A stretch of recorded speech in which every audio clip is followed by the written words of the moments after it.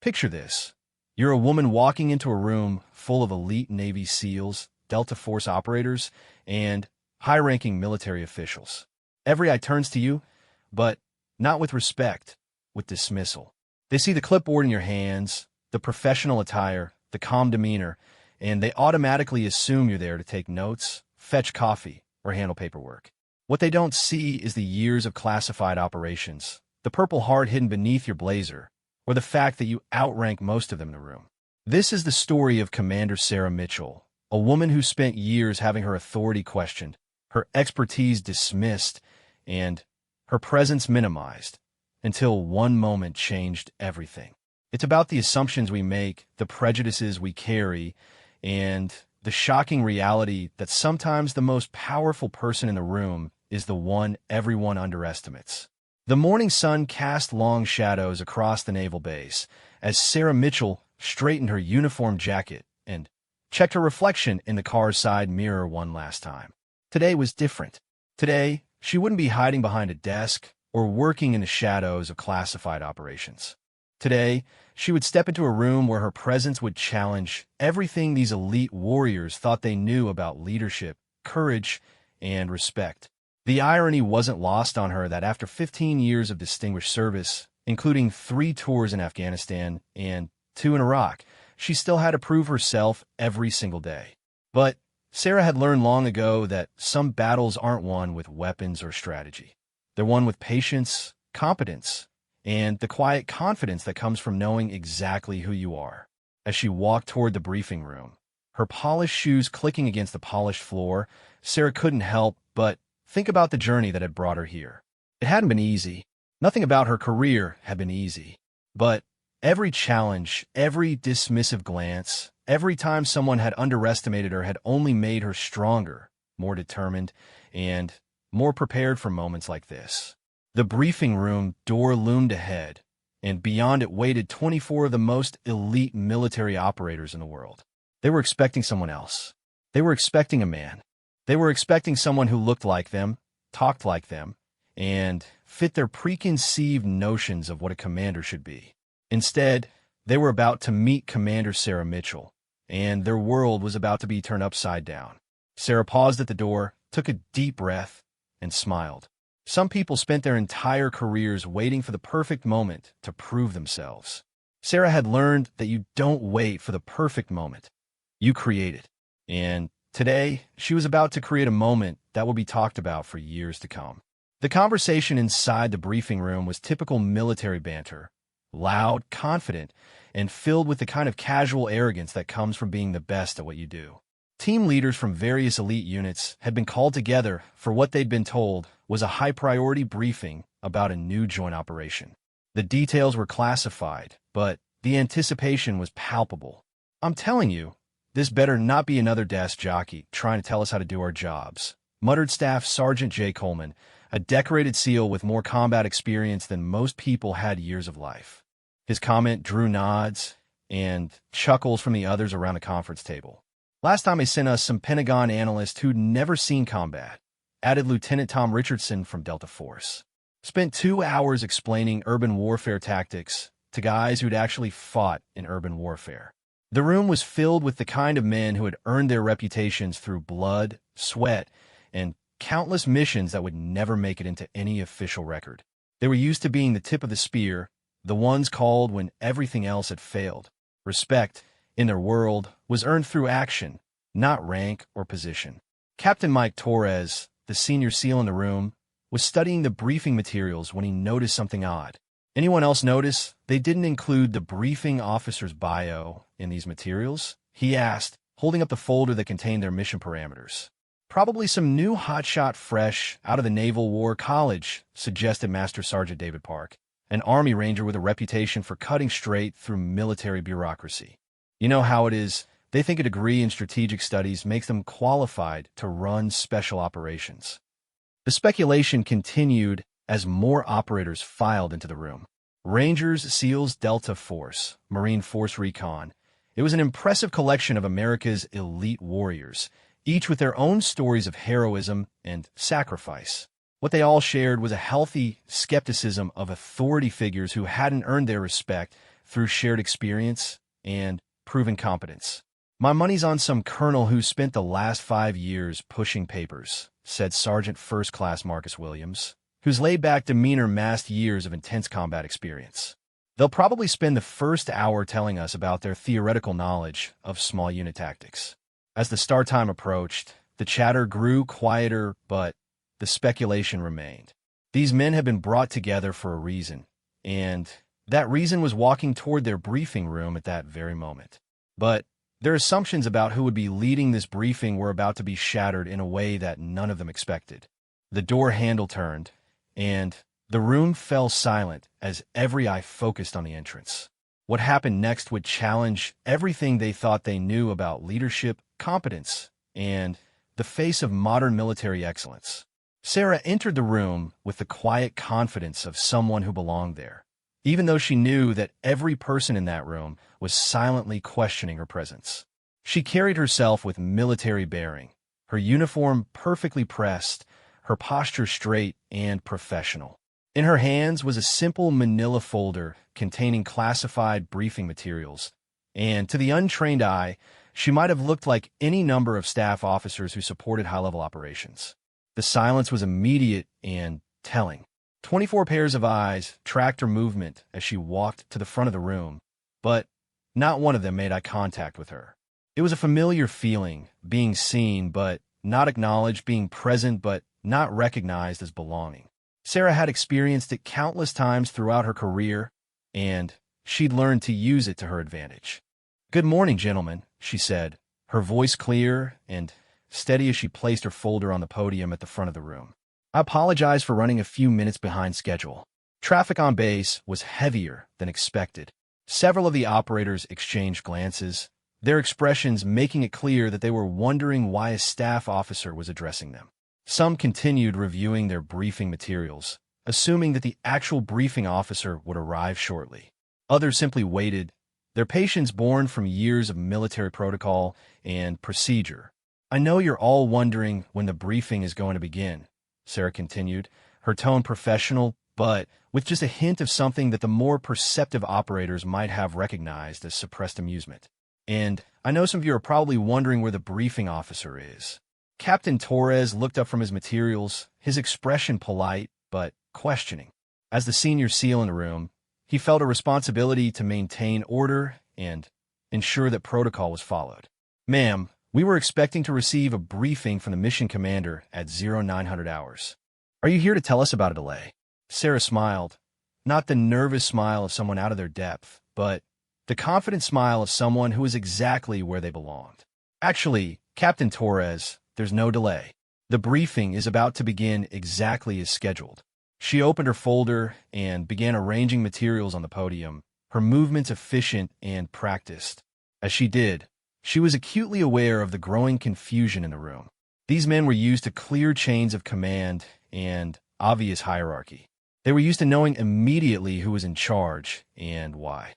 Sarah's presence didn't fit their expectations, and that was exactly what she'd been counting on. "I understand that some of you may have questions about today's briefing format," she said, glancing up from her materials to scan the room. "I also understand that this situation might be a bit unusual for some of you."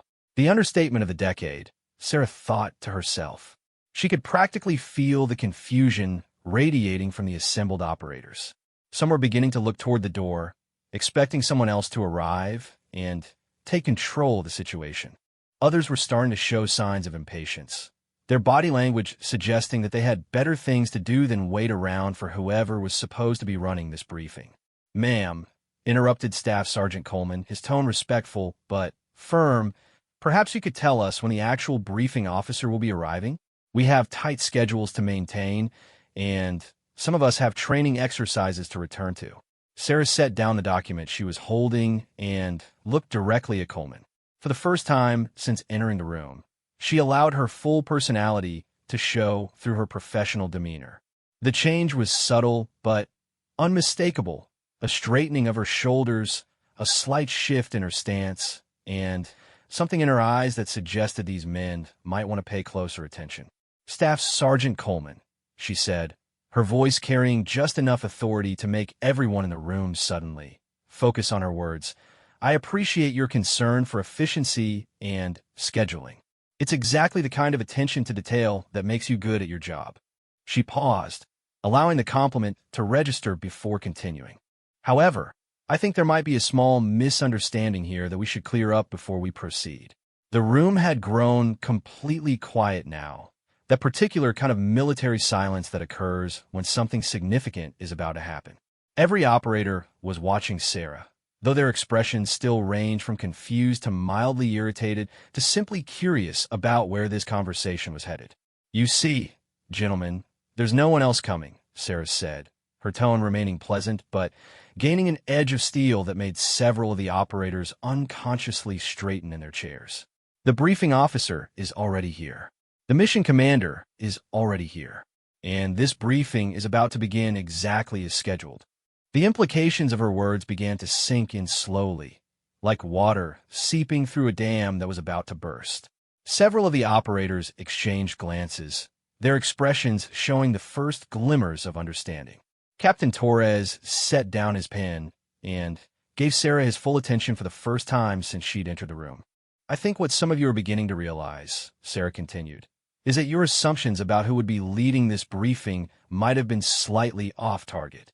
She reached into her folder and withdrew a single sheet of paper, holding it up so that everyone in the room could see the official letterhead and classified markings. "This operation has been designated Priority Alpha by Joint Special Operations Command. It has been classified at the highest levels, and it has been assigned to a mission commander with extensive experience in special operations, joint force coordination, and combat leadership." Sarah set the paper down and looked around the room, meeting the eyes of each operator in turn. "That mission commander is standing right here in front of you. And in about 30 seconds, you're going to understand exactly why your assumptions about leadership, authority, and competence might need some adjustment." The silence that followed was different from the confused quiet of just moments before. This was the silence of realization, the silence that comes when everything you thought you knew suddenly shifts beneath your feet. 24 of the most elite warriors in the American military were about to learn that sometimes the most dangerous assumption you can make is thinking you know who's really in charge.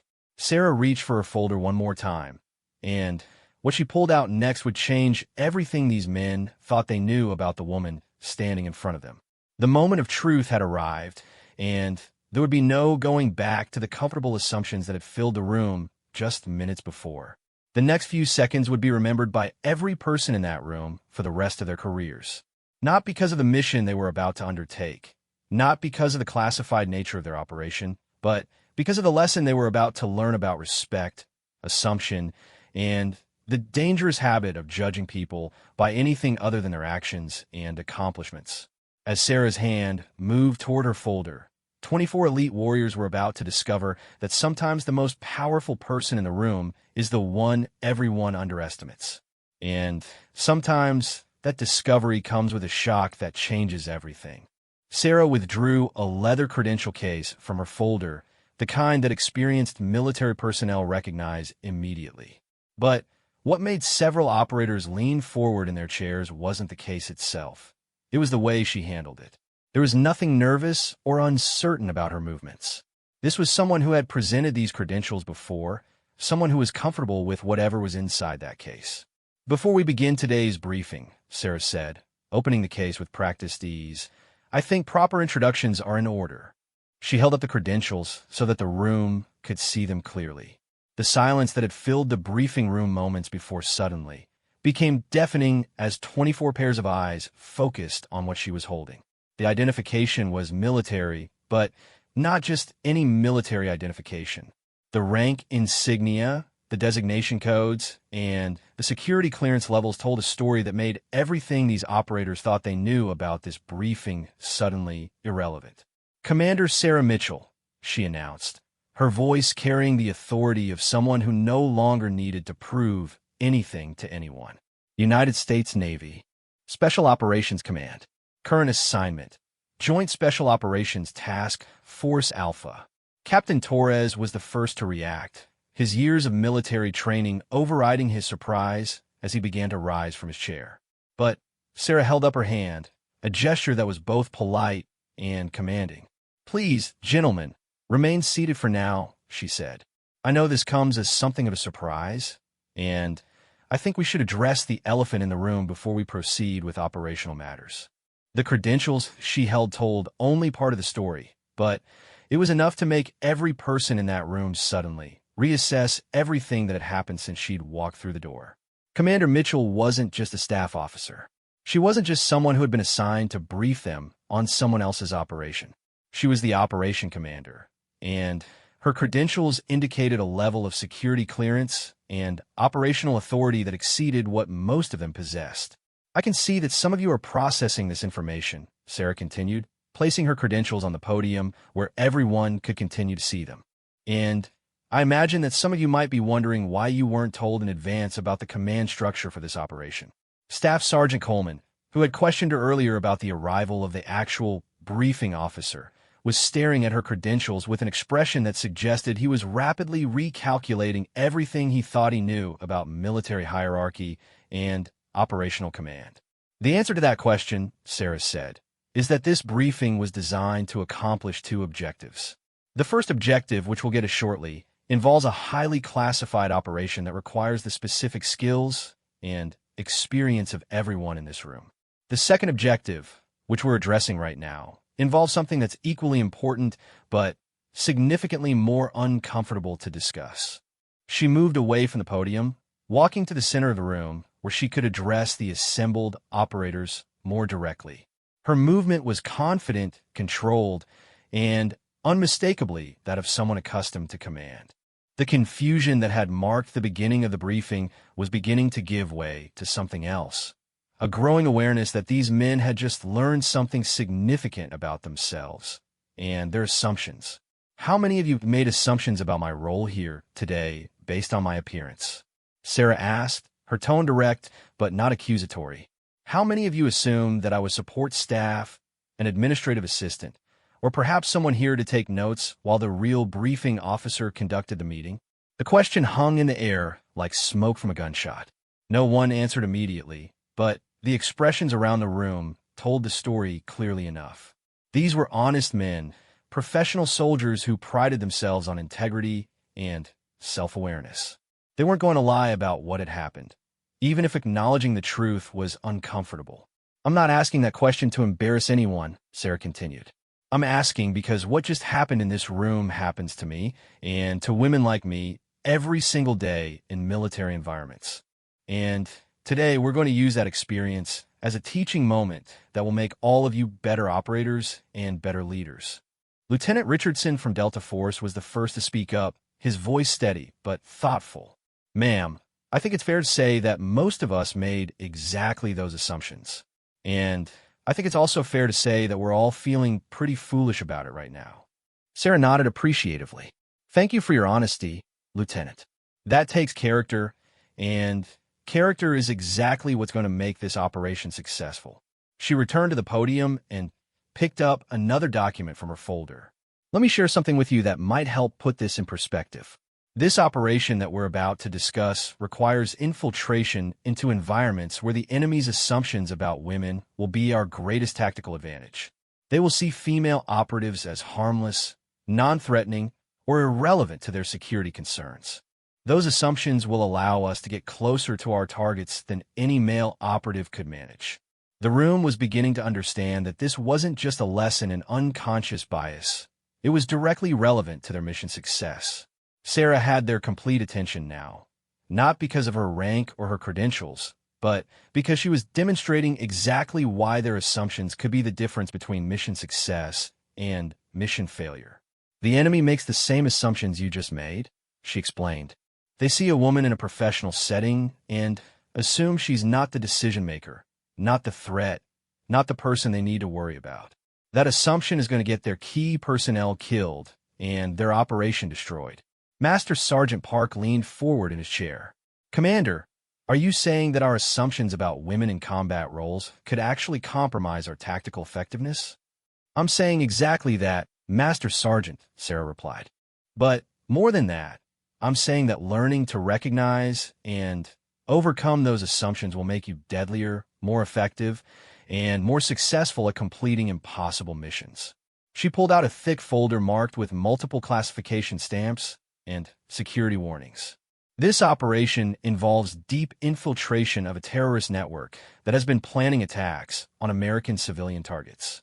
Intelligence suggests they're in the final stages of operational planning, which means we have a narrow window to identify their targets and neutralize their leadership. The shift in the room's energy was immediate and palpable. These men were professionals, and when professional duties called personal discomfort and embarrassing realizations took a back seat to mission requirements. But Sarah wasn't done with her lesson yet. The target network operates in an environment where women are expected to be subservient, invisible, and non-threatening, she continued. They have extensive security measures designed to identify and neutralize male infiltrators, but their cultural assumptions about women create blind spots that we intend to exploit. Captain Torres was studying the classification markings on her folder. Commander, what's our role in this operation? Are we providing security for infiltration teams, or are we conducting the infiltration ourselves? Sarah smiled, and this time there was something distinctly predatory about the expression. That's an excellent question, Captain, and the answer is going to surprise you almost as much as my presence in this room surprised you. She opened the classified folder and began distributing materials around the table. Each operator received a packet that contained mission parameters, target information, and operational timelines. But what made several of them look up in surprise wasn't the scope of the mission. It was the role assignments contained in their individual packets. This is a joint operation involving Navy SEALs, Army Rangers, Delta Force, and Marine Force Recon, Sarah announced as she distributed the materials. But it's not the kind of joint operation you're used to. This time, you're going to be working under the direct command of female operatives who will be leading infiltration teams in a hostile territory. The silence that followed this announcement was different from the confused quiet that had marked the beginning of the briefing. This was the silence of professional operators processing tactical information and beginning to understand the scope of what they were being asked to do. Your packets contain detailed information about your team assignments and operational roles, Sarah continued. Each infiltration team will be led by a female operative with extensive experience in deep cover operations.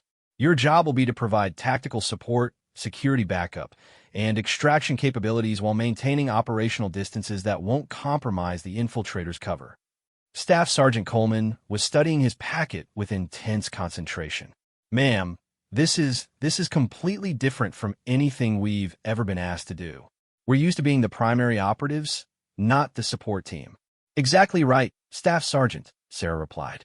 And that's going to be one of your biggest challenges on this operation. You're going to have to trust the tactical judgment of operatives who don't look like you, don't sound like you, and don't fit your preconceived notions of what an elite warrior should be. She returned to the center of the room, her presence now commanding absolute attention from every person present. The women you'll be working with have been selected for this operation because they possess skills that you don't have, experience that you lack, and the ability to blend into environments where you would stand out like signal flares. Lieutenant Richardson looked up from his materials. Commander, what kind of experience are we talking about? What qualifications do these operatives have? Sarah's expression became serious, almost grim.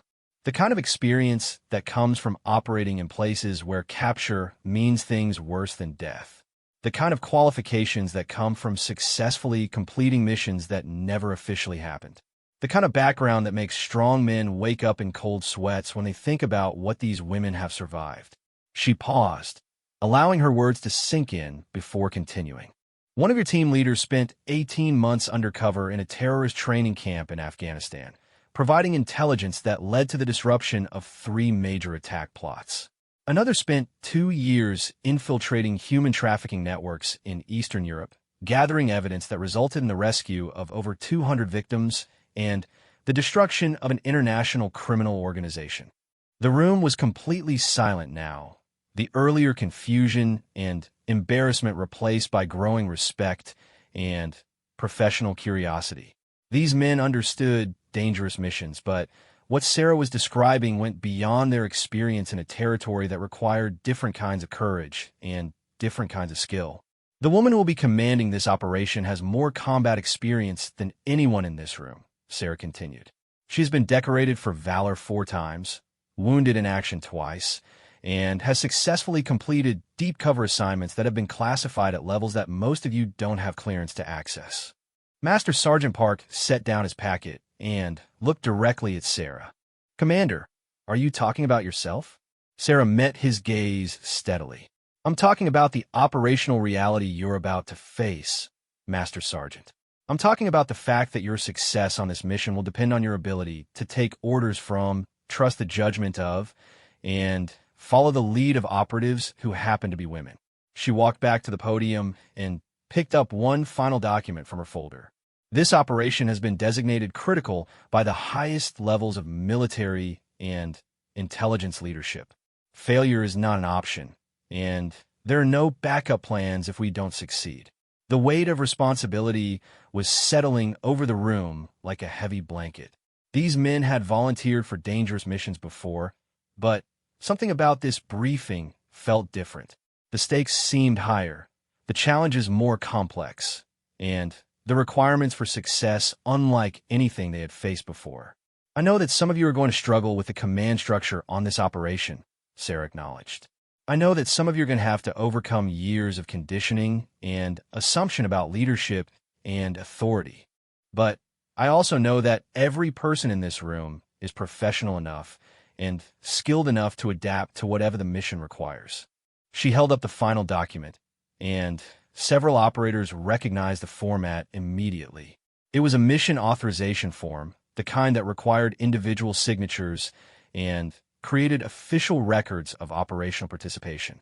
Before we proceed with detailed tactical briefings, Sarah announced, each of you needs to make a decision about whether you're prepared to participate in this operation under these command conditions. Anyone who feels that they cannot effectively operate under female command should speak up now, with no professional consequences and no questions asked. The challenge was clear and direct. Sarah wasn't asking these men to pretend they were comfortable with something that challenged their assumptions. She was asking them to make an honest assessment of their ability to function effectively under circumstances that would require them to trust their lives to operatives they had previously underestimated. Captain Torres was the first to respond, standing up and addressing Sarah directly. Commander Mitchell, I think I speak for everyone here when I say that we've learned something important today about our own assumptions and blind spots. Speaking for myself, I'm honored to participate in this operation under your command. One by one, the other operators began to stand as well, each making their commitment clear through action rather than words. Staff Sergeant Coleman, Lieutenant Richardson, Master Sergeant Park. Every person in the room was making the choice to move beyond their assumptions and embrace an operational reality that would challenge everything they thought they knew about leadership and effectiveness. As the last operator stood, Sarah felt a familiar mixture of professional satisfaction and personal vindication. This was why she had joined the military, why she had endured years of skepticism and dismissal, why she had pushed herself to excel in every assignment and operation. Not to prove that women could be as good as men, but to demonstrate that the best operatives succeed because of their skills, intelligence, and dedication, regardless of what they look like or what assumptions others might make about them. With the philosophical foundations of the operation established, Sarah transitioned into the detailed tactical briefing that these operators had originally expected. But everything about this briefing was different from what they were used to. Instead of being the primary actors in the operation, they were being asked to become supporting players in a complex drama where the leading roles would be played by women whose names they didn't recognize, but whose qualifications were beginning to command serious respect. The target is a terrorist cell operating in the tri-border region between Afghanistan, Pakistan, and Iran, Sarah began, activating a large display screen that showed satellite imagery and intelligence photographs. They call themselves the True Path Brigade, and they've been planning coordinated attacks on American civilian targets for the past 18 months. The images on the screen showed a remote compound nestled in mountainous terrain that looked virtually impossible to approach without detection. Multiple layers of security, natural barriers, and defensive positions made it clear why conventional assault tactics would be ineffective. Traditional approaches have failed, Sarah continued. 2 previous reconnaissance missions resulted in compromised operatives and increased security at the target site. The enemy knows we're coming, they know our standard operational procedures, and they've adapted their defenses accordingly. Captain Torres studied the imagery carefully. Ma'am, this looks like a hard target that would require significant firepower and extensive support. How are infiltration teams going to succeed where assault teams have failed? Sarah clicked to the next image, which showed the compound from a different angle. This view revealed something that the previous images had missed. A small village located approximately 3 kilometers from the main terrorist facility. The answer to your question, Captain, lies in understanding something that our previous planners missed, Sarah explained. This terrorist cell doesn't exist in isolation. They depend on support from local populations, including the village you see here. She clicked through several more images showing the village in detail. Market areas, residential sections, and what appeared to be a small medical clinic were clearly visible in the satellite photography. Intelligence indicates that the terrorist leadership regularly visits this village for supplies, medical care, and communication with outside networks, Sarah continued. They feel safe there because it's populated primarily by women, children, and elderly men. Their cultural assumptions about gender roles make them believe that no serious security threats could emerge from that environment. The operators were beginning to understand the tactical logic, but Master Sergeant Park raised an obvious concern. Commander, infiltrating that village would require operatives who could blend into the local population for extended periods. That's incredibly dangerous and requires skills that most of us don't possess. Exactly right, Master Sergeant, Sarah replied. Which brings us to the heart of this operation, and the reason why every person in this room is going to have to adjust their understanding of what makes an elite operative truly elite. She clicked to a new series of images showing detailed intelligence about the village population, social structures, and daily routines. The level of detail was impressive, suggesting extensive preparation and reconnaissance that had been ongoing for months. 3 female operatives have already been inserted into that village, Sarah announced, her words causing several operators to sit up straighter in their chairs. They've been in place for 6 weeks, establishing cover identities and building relationships that will provide access to the terrorist leadership. The implications of what she was saying began to sink in immediately. While these elite male operators have been going about their normal training and assignment routines, 3 women have been living undercover in one of the most dangerous regions in the world, surrounded by enemies who would kill them without hesitation if their true identities were discovered. Their cover stories are solid, Sarah continued. One is operating as a teacher in the village school, another as a midwife providing medical care, and the third as a widow seeking shelter with distant relatives. All 3 identities provide legitimate reasons for extended presence in the village and natural opportunities for contact with the target population. Staff Sergeant Coleman was studying the intelligence reports in his packet. Ma'am, what kind of intelligence have they been able to gather during their time in the village? Sarah's expression became grim as she clicked to a new display showing organizational charts, photographs of terrorist leaders, and tactical assessments that were clearly the result of first-hand observation rather than satellite reconnaissance. They've identified the complete leadership structure of the terrorist cell, she said. They've documented weapons caches, communication networks, and operational planning that intelligence agencies have been trying to penetrate for over 2 years. They've also discovered something that makes this operation absolutely critical from a national security perspective. She paused, making eye contact with each operator in turn.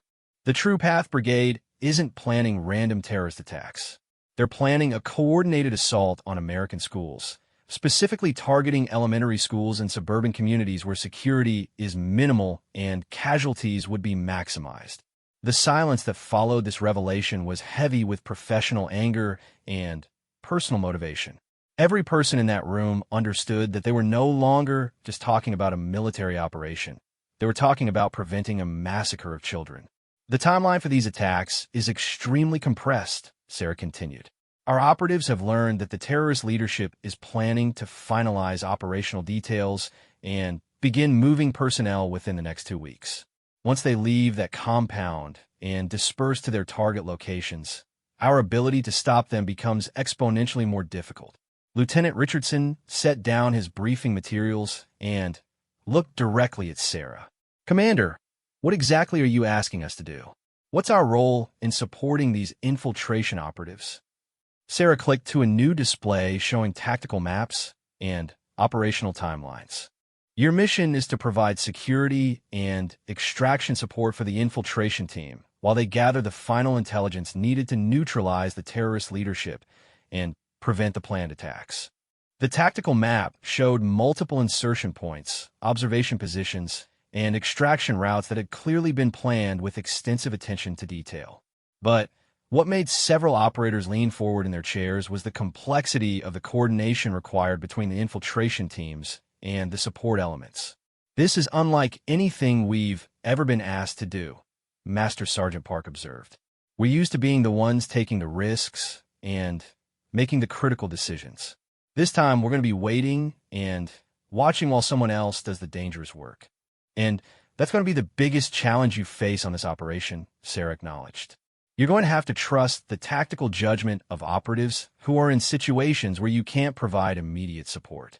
You're going to have to follow orders from team leaders who are making life and death decisions in real time while surrounded by enemies who would torture and kill them if their identities were discovered. She clicked to a new display showing communication protocols and emergency procedures that would govern the operation. The women leading this mission have been preparing for these scenarios longer than most of you have been in special operations. They understand the risks, they've trained for the contingencies, and they have the authority to make decisions that will determine the success or failure of the entire operation. Captain Torres was studying the communication protocols carefully. Ma'am, these procedures show very limited contact between the infiltration teams and the support elements. What happens if something goes wrong, and we need to provide immediate assistance? Sarah's expression became serious. Captain, one of the hardest lessons you're going to learn on this operation is that there are situations where the best thing you can do to support your teammates is absolutely nothing. Sometimes intervention creates more danger than it prevents, and sometimes the most professional thing you can do is trust your teammates to handle situations that you're not equipped to deal with.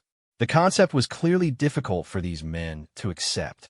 They had built their careers on the principle of never leaving anyone behind, never abandoning teammates in dangerous situations, and always being ready to provide assistance when needed.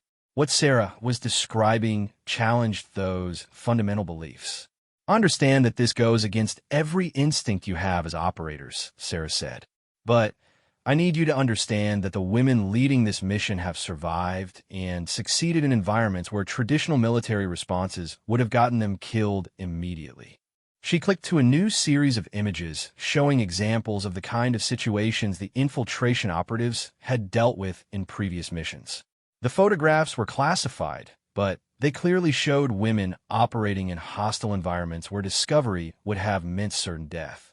The operative who's commanding this mission spent 14 months infiltrating a terrorist training camp where women were considered property, and any sign of independence or capability would have resulted in immediate execution, Sarah explained. She learned to be invisible while gathering intelligence, to appear helpless while planning operations, and to seem submissive while commanding respect from some of the most dangerous men in the world. The room was completely quiet as the operators processed what they were hearing.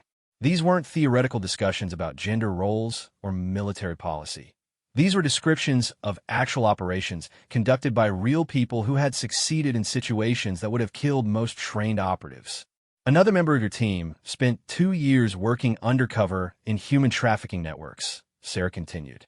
She learned to navigate criminal organizations where violence against women was routine, where trust was impossible, and where one mistake would have meant disappearing forever.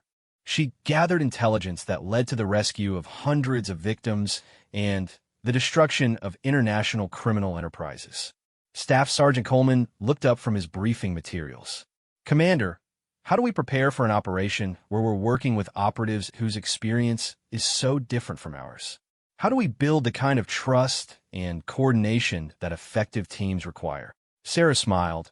recognizing the question as a sign that these operators were beginning to understand the scope of what they were being asked to do. That's an excellent question, Staff Sergeant. And the answer involves acknowledging that effective military operations sometimes require skills and experiences that go far beyond what traditional training provides. She moved away from the podium and began walking around the room, making eye contact with each operator as she spoke. The women you'll be working with have developed capabilities that most military training doesn't even address. They've learned to read social dynamics, to manipulate perceptions, and to operate effectively in environments where physical strength and traditional military tactics are irrelevant or counterproductive. Master Sergeant Park raised his hand. Ma'am, are you saying that we need to learn completely new operational methods for this mission? I'm saying that you need to expand your definition of what makes an operative effective, Sarah replied. You need to understand that intelligence, adaptability, and emotional resilience are often more important than physical capability or weapons proficiency. She returned to the podium and picked up a final document from her folder. Tomorrow, you'll begin intensive briefings with the operatives who will be leading your teams. You'll learn their communication styles, their decision-making processes, and their operational priorities. You'll also learn why these women have been selected to lead one of the most critical operations in recent military history. The weight of responsibility was beginning to settle over the room. These men understood that they were being asked to participate in something unprecedented, something that would challenge their assumptions about leadership, effectiveness, and the nature of elite military operations. Before we conclude today's briefing, Sarah announced, I want each of you to understand something important about the next phase of this operation. You're going to be working with operatives whose backgrounds and experiences are different from yours, but whose commitment to mission success and protection of American lives is absolutely identical to your own. She looked around the room one final time, meeting the eyes of each operator. The success of this operation will depend on your ability to recognize and respect capabilities that you may not have encountered before. It will depend on your willingness to follow the lead of operatives whose methods and approaches challenge your preconceptions about how elite missions should be conducted. Captain Torres stood up and addressed Sarah directly. Commander Mitchell, I think I speak for everyone here when I say that we're committed to making this operation successful, regardless of what adjustments we need to make to our usual approaches. Thank you, Captain, Sarah replied. That's exactly the kind of professionalism and adaptability that's going to make the difference between success and failure on this mission. As the briefing concluded and the operators began gathering their materials, Sarah reflected on what had just taken place. These men had come into the room with one set of assumptions and were leaving with a completely different understanding of leadership, capability, and the diverse forms that military excellence could take. More importantly, they were about to embark on an operation that would test everything they thought they knew about trust, teamwork, and what it means to have someone's back in the most dangerous situations imaginable. The next morning arrived with the kind of crisp clarity that seemed to promise either triumph or disaster, with little room for anything in between. Sarah stood in the pre-dawn darkness of the operations center, watching her team of elite operators prepare for a mission that would challenge everything they thought they knew about modern warfare. The transformation that had begun in yesterday's briefing room was about to be tested in the most unforgiving environment possible. Real combat operations where mistakes cost lives and assumptions kill teammates. The operations center buzzed with controlled activity as intelligence analysts, communication specialists, and logistics coordinators prepared for an operation that had been months in the planning but would unfold over just a few critical days. Large screens displayed real-time satellite feeds from the target area, while smaller monitors showed communication protocols and operational timelines that had been rehearsed countless times but never actually implemented under combat conditions. Commander Mitchell called Captain Torres as he approached Sarah's position near the primary communication console. His tone was respectful, but carried an undertone of nervousness that he probably didn't realize was evident. The teams are ready for final briefings with their assigned operatives. Sarah nodded, checking her watch and noting that they were running precisely on schedule. In special operations, timing wasn't just important, it was often the difference between success and catastrophic failure. Today's operation would require coordination across multiple time zones, with teams operating under different command structures and following protocols that had never been tested under actual combat conditions. "Excellent, Captain," she replied. "Are the men prepared for what they're about to experience?" Torres hesitated for just a moment, a pause that revealed more than words could express. "Ma'am, I think they understand the operational parameters. Whether they're truly prepared for working under female command in combat situations. I guess we're about to find out." Sarah appreciated his honesty. Yesterday's briefing had addressed the theoretical aspects of the operation, but theory and reality often had very little in common when bullets started flying and split-second decisions determined who lived and who died. The operators who had seemed so confident and professional in the briefing room were about to face challenges that no amount of traditional military training could have prepared them for. "Let's begin with Team Alpha," Sarah announced to the Operations Center. "Bring in Staff Sergeant Coleman and his team for final coordination with their field commander." The large screen at the front of the Operations Center flickered and came to life, showing a secure video feed from a location that appeared to be somewhere in the Middle East. The image quality was excellent despite the satellite relay, and after a moment of adjustment, a woman appeared on screen who immediately commanded the attention of everyone in the Operations Center. Major Lisa Chun looked nothing like what most of the operators had expected. She appeared to be in her mid-30s, with shoulder-length dark hair and features that suggested mixed Asian and European ancestry. She was wearing civilian clothing that allowed her to blend into the local population, but her posture and bearing left no doubt about her military background and command authority. "Good morning, Operations Center," Major Chin said, her voice clear and professional despite the long-distance connection. "I'm ready to brief Team Alpha on today's mission parameters."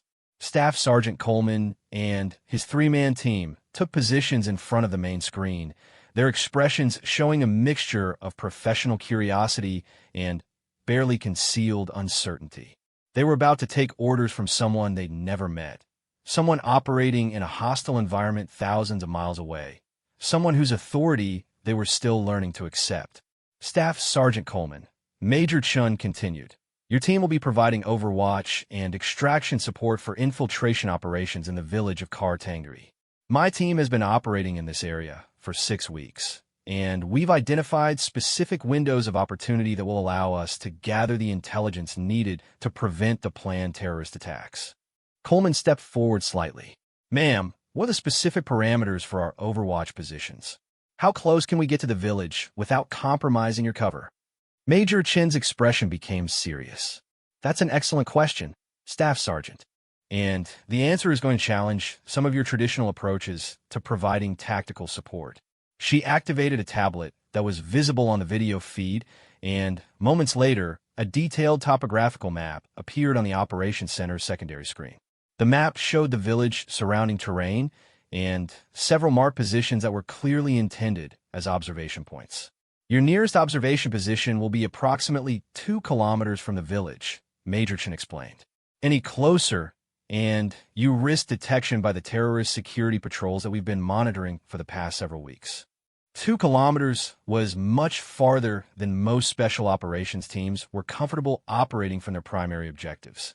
Traditional doctrine called for much closer support, with immediate response capabilities and clear lines of sight to areas where friendly operatives might need assistance. "Ma'am," interrupted Sergeant First Class Williams, one of Coleman's team members, 2 kilometers doesn't give us much ability to provide immediate support if something goes wrong. What are the contingency plans if you need emergency extraction?" Major Chin nodded appreciatively. "I'm glad you asked, Sergeant Williams, because understanding those contingencies is crucial to the success of this operation." The map on the screen zoomed in to show greater detail of the village and surrounding area. Several buildings were highlighted in different colors, indicating various levels of significance to the mission. "The reality of this operation," Major Chin continued, "is that there are situations where immediate extraction isn't possible and attempted rescue operations would create more danger than they prevent. If my team's cover is blown while we're in the village, the safest response might be for us to go deeper underground rather than attempt to reach extraction points. The concept was clearly difficult for Coleman's team to accept. Special operations doctrine emphasized the principle of never leaving anyone behind, and the idea of allowing teammates to remain in hostile territory, while support teams maintained distance went against every instinct these men had developed over years of combat operations. I understand that this challenges your training and your instincts, Major Chun said, her tone showing that she recognized the difficulty of what she was asking. But I need you to understand that my team has survived in this environment for 6 weeks by being invisible, by avoiding the kind of attention that traditional military responses would create. Staff Sergeant Coleman studied the map carefully before responding. Ma'am, how do we distinguish between situations where you need us to maintain distance and situations where immediate intervention is necessary? Sarah stepped forward at this point, recognizing that this was exactly the kind of question that demonstrated the complexity of the operation they were undertaking. That's why we have Major Chun commanding this phase of the operation, Staff Sergeant. Her experience in these environments gives her the judgment to make those distinctions in real time. Major Chun's expression showed appreciation for Sarah's support. Commander Mitchell is exactly right. The decisions about when to maintain cover and when to risk exposure are going to be made by operatives who understand the specific dynamics of this environment. She clicked to a new screen that showed a timeline for the day's operations. The schedule was complex, with multiple phases that would require precise coordination between infiltration teams and support elements. Today's primary objective, Major Chin announced, is to confirm the location of the terrorist leadership meeting that our intelligence suggests will take place sometime this afternoon. We've identified the probable location, but we need visual confirmation and documentation of the attendees. The timeline showed that the infiltration team would be moving through the village during peak activity hours when their presence would be least likely to attract attention.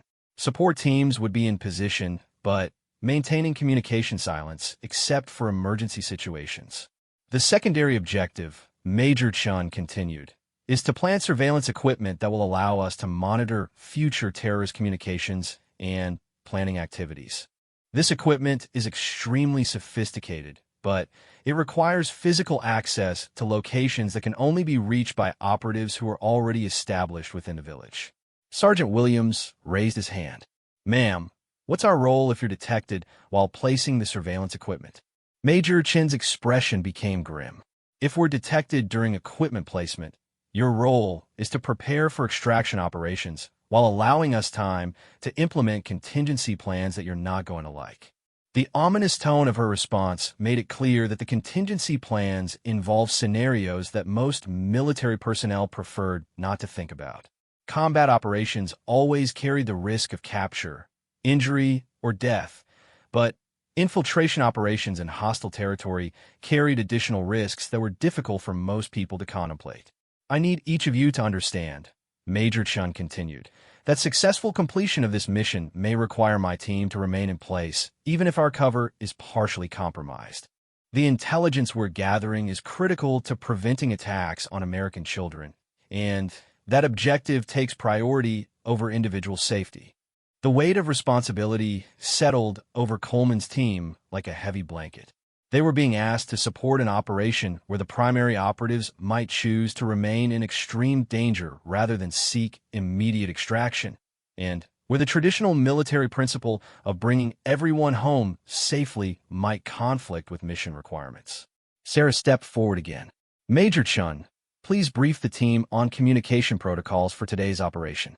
Communication will be limited to preset signals and emergency codes, Major Chun explained. My team will check in at predetermined intervals, but extended radio contact could compromise our position and endanger the operation. She activated another screen that showed a series of coded signals and their meanings. The communication system was sophisticated but minimal, designed to provide essential information while maintaining operational security. If you don't hear from us at a scheduled check-in, Major Chun continued, the protocol is to wait for the next scheduled contact before taking any action.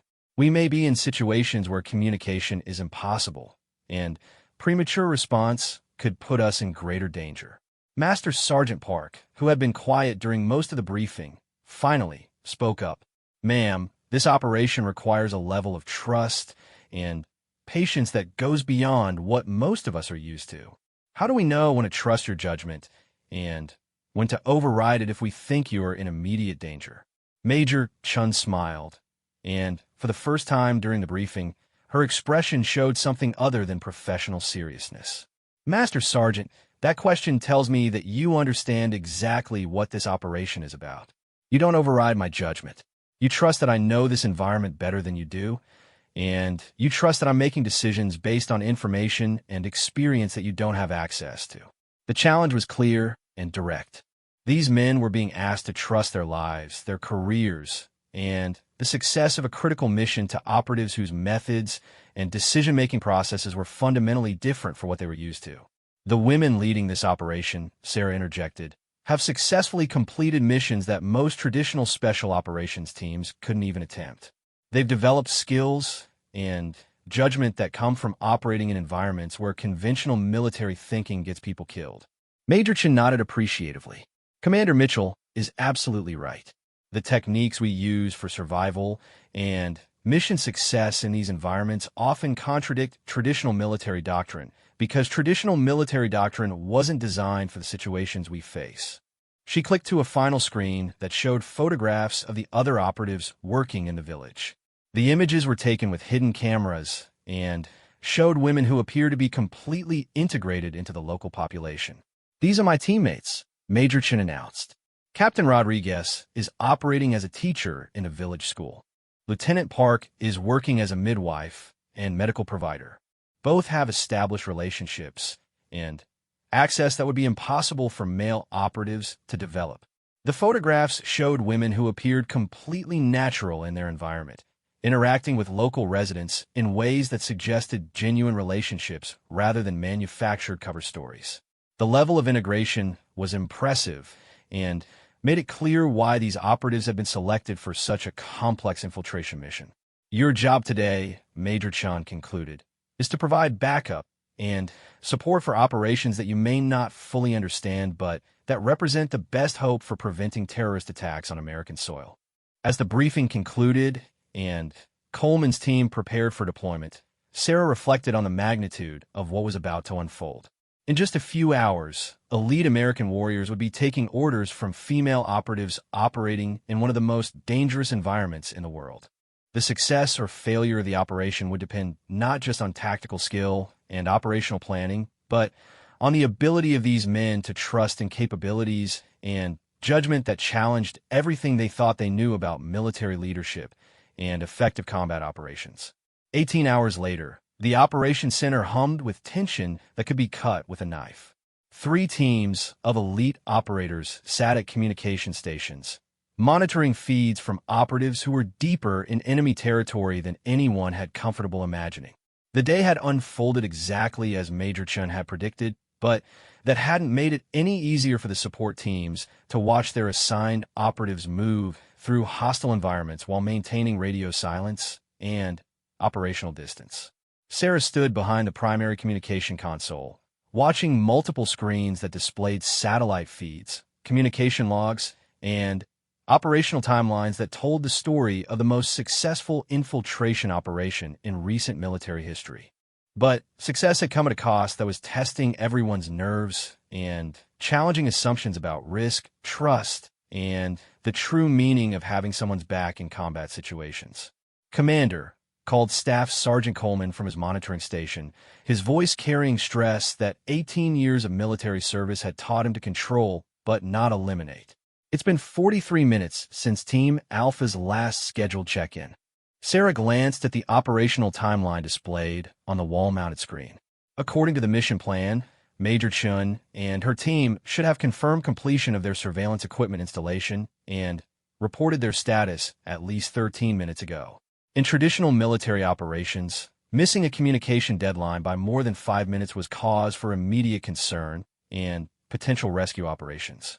Maintain position and continue monitoring, Sarah replied, her tone steady despite the growing tension in the operations center. Major Chen's team is operating under protocols that prioritize mission success over communication convenience. The words were professional and appropriate, but everyone in the operations center understood that they were watching teammates risk their lives in situations where traditional backup and support were impossible to provide. It was a test of trust, patience, and faith in capabilities that most of these operators had never been asked to rely on before. Captain Torres approached Sarah's position, his expression showing the kind of controlled concern that experienced military leaders develop when their people are in danger. "Ma'am, at what point do we begin preparing contingency responses? The longer we go without communication, the more limited our options become." Sarah understood his concern, but she also understood something that Torres and his teams were still learning. "Captain, the contingency planning for this operation was completed before the first operative ever set foot in that village. Major Chun and her team have been preparing for communication blackouts, compromised positions, and emergency scenarios that we can't even imagine from this distance." She gestured toward the satellite feed that showed the village where 3 American operatives were operating under deep cover, surrounded by enemies who would torture and kill them without hesitation if their true identities were discovered. "Those women have survived in that environment for 6 weeks, Sarah continued. "They've built relationships, established routines, and created contingency plans that take into account local customs, security patterns, and emergency procedures that no external support team could possibly understand." Master Sergeant Park looked up from his monitoring station. "Ma'am, with all due respect, what happens if something has gone wrong and they need immediate extraction? How long do we wait before taking action?" The question hung in the air like smoke from an explosion. Every person in the operations center was thinking the same thing, but Park had been the one with enough courage to voice what everyone was feeling. These men had built their careers on the principle of never leaving teammates behind, and being forced to wait while others faced danger challenged every instinct they possessed. "Master Sergeant," Sarah replied, "the answer to your question involves understanding something that most traditional military training doesn't address. Sometimes the most dangerous thing you can do for teammates in hostile territory is attempt to rescue them." She activated a new display that showed intelligence reports from previous operations, including several instances where well-intentioned rescue attempts had resulted in greater casualties and operational failures. The women operating in that village have developed survival skills and escape procedures that take advantage of their established cover identities and local relationships, Sarah explained. A traditional military extraction could destroy months of carefully constructed credibility and put them in greater danger than whatever threat they're currently facing. Sergeant Williams spoke up from his position at the communication console. "Commander, how do we know the difference between a situation where they need us to wait and a situation where they need immediate help?" Sarah's expression became serious as she considered how to explain something that was difficult for most people to understand.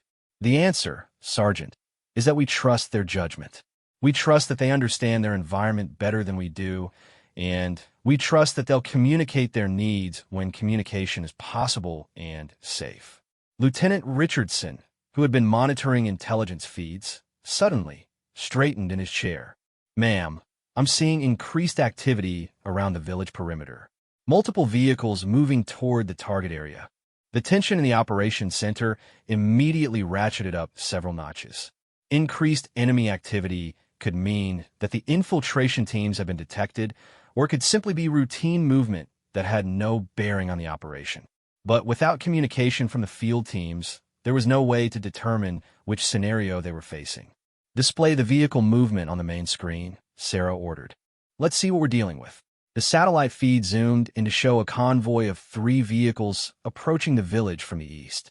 The vehicles appeared to be civilian, but their coordinated movement and direct routes suggested military or security purposes rather than routine local traffic.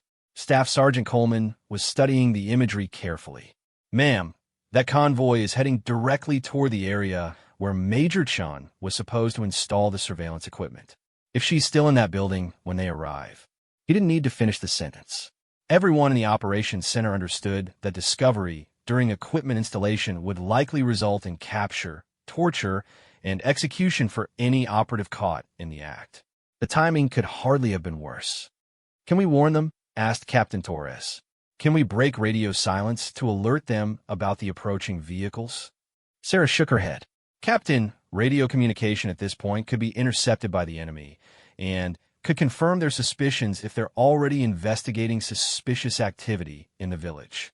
The helplessness was agonizing. 24 elite warriors were watching their teammates face potential disaster, and there was absolutely nothing they could do to help. It was a lesson in trust and faith that none of them had expected when they'd signed up for this operation. "Ma'am," called Lieutenant Richardson, his voice tight with stress, "the convoy has stopped approximately 200 meters from the target building.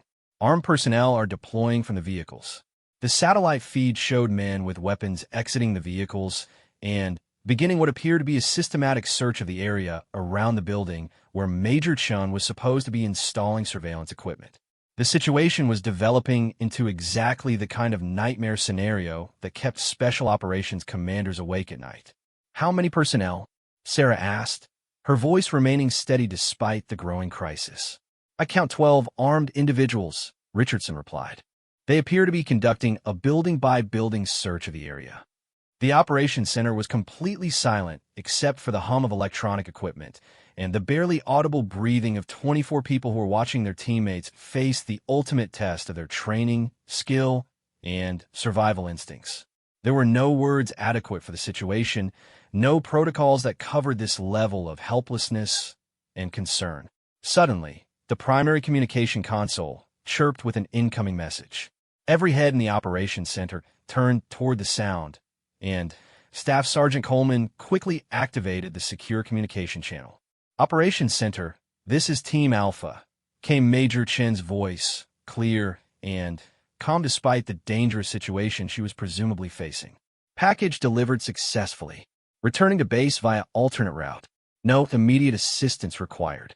The relief in the operations center was palpable, but Sarah noticed that Major Chen's message had been delivered in a calm, professional tone that gave no indication of the drama that the support teams had been watching unfold on the satellite feeds. "Team Alpha, this is Operations Center," Coleman responded. "We copy successful package delivery. Be advised that we're monitoring increased security activity in your area." "Operations Center, we're aware of the security activity," Major Chen replied. "It's unrelated to our operations and poses no immediate threat to mission completion. Maintaining operational protocols." Sarah smiled as she realized what had just happened. While the support teams had been watching the satellite feeds and imagining disaster scenarios, Major Chun and her team had been calmly executing their mission plan with full awareness of their environment and complete confidence in their ability to handle whatever situations arose. "Major Chun," Sarah said, activating her own communication channel, "this is Commander Mitchell. Outstanding work today. When you're ready for debrief, we'll be standing by." "Thank you, Commander," came the reply. "Debrief in 2 hours." Today's intelligence gathering exceeded all expectations and confirms the timeline for terrorist operations that we discussed yesterday. As the communication ended, Sarah looked around the operations center at 24 elite operators who had just learned something profound about trust, capability, and the different forms that courage and competence could take. These men had been forced to watch teammates operate in situations where traditional support was impossible, and they had discovered that sometimes the most professional thing you can do is trust in abilities and judgment that you don't fully understand. Staff Sergeant Coleman was the first to speak. "Ma'am, I have to admit that watching that operation unfold without being able to provide direct support was one of the most difficult things I've ever experienced as a soldier." Sarah nodded appreciatively. "That's exactly the feeling that makes you a good teammate, Staff Sergeant. But I hope you also realize that Major Chun and her team never needed you to rescue them. What they needed was for you to trust their ability to handle situations that you couldn't see, understand, or directly influence." Captain Torres joined the conversation. "Commander, I think we all learned something important about the different ways that military excellence can manifest. Those women are operating at a level of skill and sophistication that most of us have never been exposed to." "That's exactly right, Captain," Sarah replied. "And I hope that realization will make all of you better operators and better leaders in future missions." As the immediate tension of the operation began to subside, Master Sergeant Park approached Sarah with a question that had clearly been on his mind throughout the day. Ma'am, how do we integrate these lessons into our regular training and operations? How do we become better at working with operatives whose methods and capabilities are different from our own? Sarah's expression became thoughtful as she considered her response. Master Sergeant, the answer to that question involves understanding that effective military operations sometimes require capabilities that traditional training doesn't address. It involves recognizing that the best operators succeed because of their intelligence, adaptability, and judgment, not just because of their physical capabilities or weapons training. She gestured toward the screens that had displayed the day's operation. What you witnessed today was the result of years of specialized training, cultural preparation, and psychological conditioning that most military programs don't even attempt to provide. Those women succeeded today because they possess skills that you don't have, experience that you lack, and the ability to blend into environments where you would stand out immediately. Lieutenant Richardson, who had been monitoring intelligence throughout the operation, looked up from his station. Ma'am, are you saying that we need to completely rethink our approach to special operations training? I'm saying that we need to expand our definition of what makes an operative truly elite, Sarah replied. Physical strength and weapons proficiency are important, but intelligence, cultural sensitivity, and emotional resilience are often more critical for mission success. As the operations center began to transition into post-mission analysis and intelligence processing, Sarah reflected on what had been accomplished over the past 2 days. 24 elite warriors have been forced to confront their assumptions about leadership, capability, and the diverse forms that military excellence could take. More importantly, they had learned to trust in abilities and judgment that challenged everything they thought they knew about effective military operations. The mission itself had been an unqualified success. The surveillance equipment had been successfully installed, critical intelligence about terrorist operations had been gathered, and the timeline for preventing attacks on American civilians had been confirmed. But the real victory had been the transformation of attitudes, assumptions, and understanding that had taken place in the hearts and minds of every person involved in the operation. 2 hours later, as Major Chun and her team conducted their detailed debrief via secure video link, Sarah looked around the operations center at faces that showed a new kind of respect and understanding. These men had started the operation assuming that they understood leadership, capability, and the nature of elite military operations. They were ending the operation with a much deeper and more nuanced understanding of what it means to trust your teammates, respect different approaches to problem solving, and recognize excellence regardless of what form it might take. Commander Mitchell, Major Chun said as the debrief concluded, I want to thank you for assembling a support team that understood the unique requirements of this operation. Their professionalism and restraint were critical to our success. Sarah smiled, knowing that the compliment was well-deserved, but that it represented something much more significant than successful mission completion. Major Chun, I think the men you worked with today learned something important about themselves and about the military profession that they'll carry with them for the rest of their careers. As the operation officially concluded and personnel began returning to their normal assignments, Sarah remained in the operations center for a few additional minutes, thinking about the broader implications of what had taken place. In just 2 days, a group of elite operators had been forced to confront their assumptions about gender, capability, and leadership.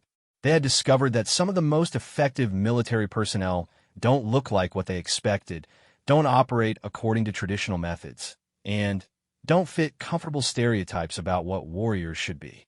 More importantly, they had learned that recognizing and respecting different forms of excellence makes everyone more effective, more professional, and more successful at completing impossible missions.